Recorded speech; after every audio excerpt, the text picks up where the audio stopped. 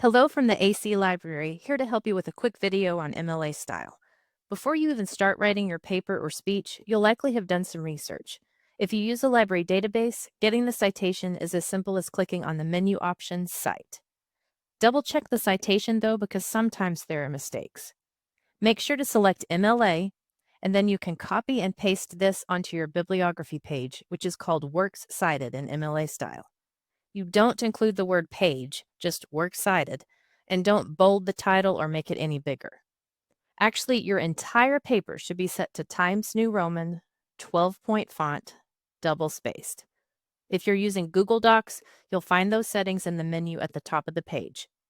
In Word, you can find these settings on the Home tabs ribbon, but you'll also need to click on the small arrow beside Paragraph to change the spacing setting for after to 0.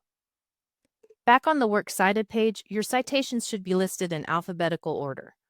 There are no extra spaces between your entries, so to separate them, you'll use what's called a hanging indent. In Google Docs, place your cursor at the start of the entry right before the author's last name.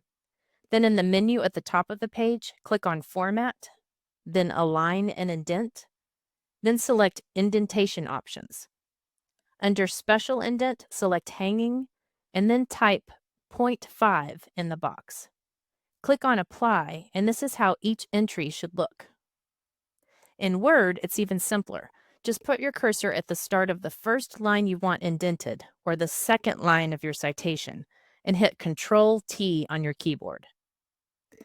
Okay, when you're writing your paper, make your first page look exactly like what you see here, but obviously replace the information with your info. Your last name and the page number should go in the header. You can just double-click on the top area of your page to get into the header, using both Google and Word. Make sure you're using Times New Roman 12-point font. In Google, click on Options to select page numbers. Leave the settings as they are and click Apply. To get it over on the right side of the page, select it, and then click on Align and Indent, and select Right Align. In Word, you'll select Page Number, Top of Page, Plain number 3, which is right justified, and then just add your last name before the page number. Notice the MLA style for entering dates, with the day first, then the month, and then the year. The centered title is one that you come up with for your paper. It should not be bolded or larger. And no extra spaces before you start writing. Hit Tab on your keyboard to indent the first line of each new paragraph. You'll need to cite your sources. Even if you don't directly quote anything from them, you always have to acknowledge where you got your ideas from or where you learned this information. There are two types of in-text citations. In one style, you simply include the author's last name and the page number enclosed in parentheses. There's no comma before the page number. If there are two authors, you'll include both authors' last names with the word "and" separating them before the page number, or page numbers if you're citing a range of pages.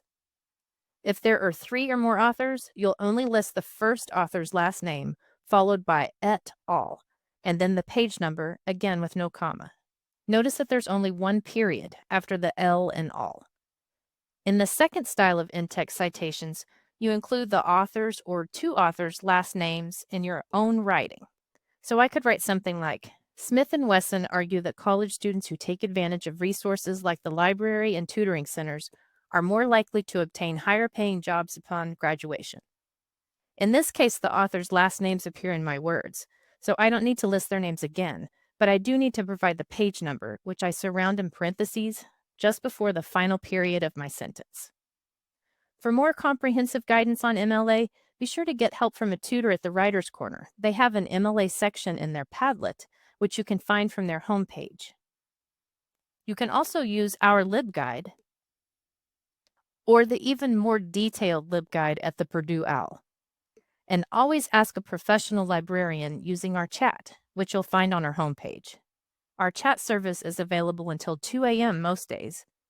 You might also find some helpful info in our other video tutorials, which you can access at the page www.actx.edu/library/video-tutorials. Thanks for watching.